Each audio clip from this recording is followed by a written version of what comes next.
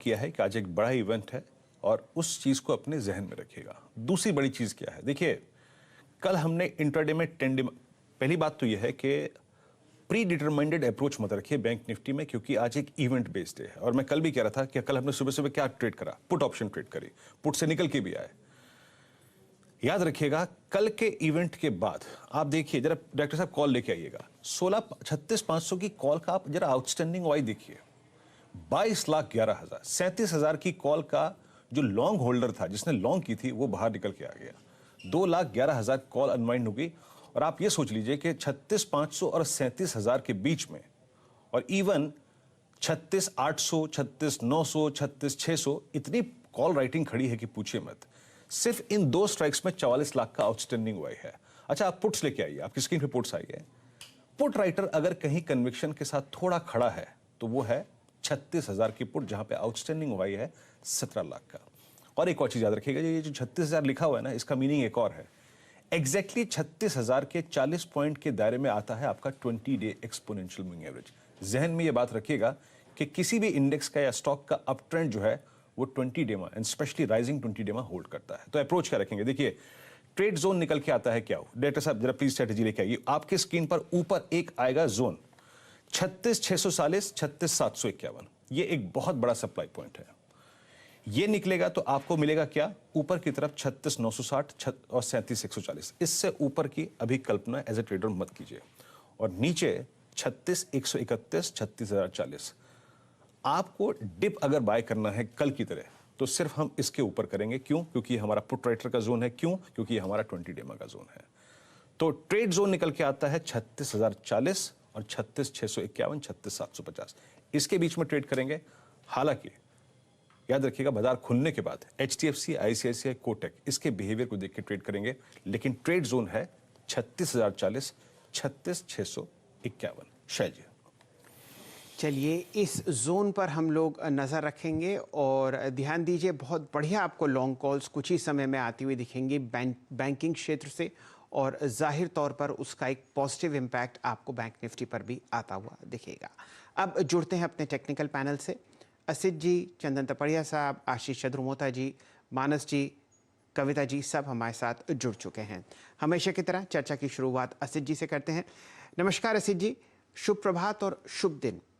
बताइए किस हिसाब से आप दोनों इंडिसेस में से किसी एक को जो आपको लॉन्ग साइड पर पसंद आता है, टिप्पणी दीजिए उसके परफॉर्मेंस पर जो आज आ सकता है, और एक बढ़िया कन्विक्शन कॉल लॉन्ग या शॉर्ट साइड पर।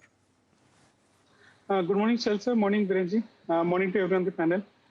शैल सर, कल हमें एक माइनर डीप देखने को मिला, बट जो डीप आया था 60-70 पॉइंट का, उसको अच्छे से इट वाज बॉट बैक। जो थोड़ा बहुत कंसोलिडेशन देखने को मिल रहा है निफ्टी में, मुझे लग रहा है कि थोड़ा दिन तक चलेगा अनटिल अनलेस कोई नया ट्रिगर नहीं रहेगा।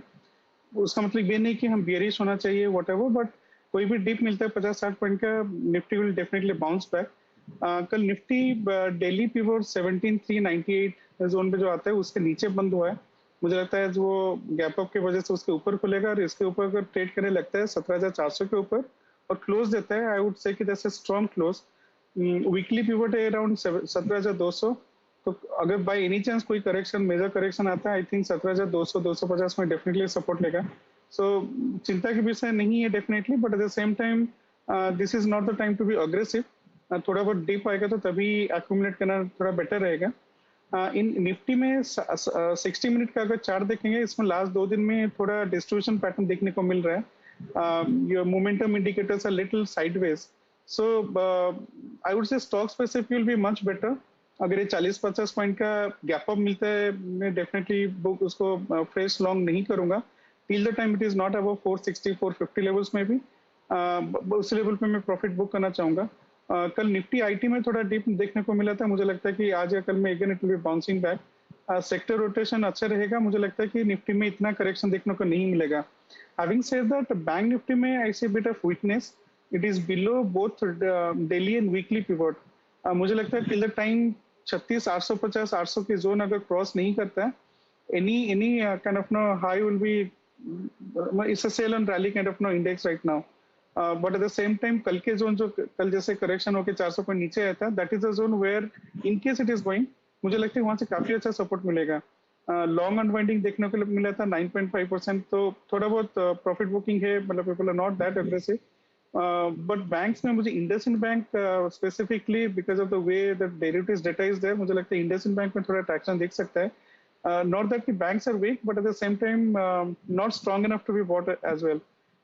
आज के लिए मैं एस्कॉर्ट्स में लॉन्ग जाना चाहूंगा with stop loss of around 1390 to 90 zone पे फॉर ए टारगेट ऑफ 1415 रुपए। अगर इसका ऑप्शंस में हम लेंगे तो 1420 का कॉल हम लॉन्ग कर सकते हैं with stop loss of 40 for a target of 60। It's a pre-emptive move. 1400 में सबसे ज्यादा कॉल राइटिंग है, बट मुझे लगता है कि कल जिस हिसाब से मोमेंटम बन रहा है लास्ट फ्यू डेज से, ये 1400 लेवल को it will be taken over. And अगर ये क्लोज देता है 1420-25 के लेवल पे, मुझे इसमें काफी अच्छे हायर लेवल्स देखने को मिल सकता है, क्योंकि 1400 में ही सबसे लास्ट कॉल राइटर्स है। Close has been above previous high, but at the same time अगर ये किसी भी वजह से अगर बहुत ज्यादा गैप अप से खुलता है, कुछ ऊपर खुलता है, तो इमीडिएटली चेज नहीं करके retracement towards view up will be the right zone to entry. Short covering देखने को मिला था 3% का open interest, so Escorts would be long for today. चलिए, ये रणनीति आपके सामने एस्कॉर्ट्स पर असित जी देते हुए दिख रहे हैं। डायरेक्टर साहब, एक लंबी अवधि का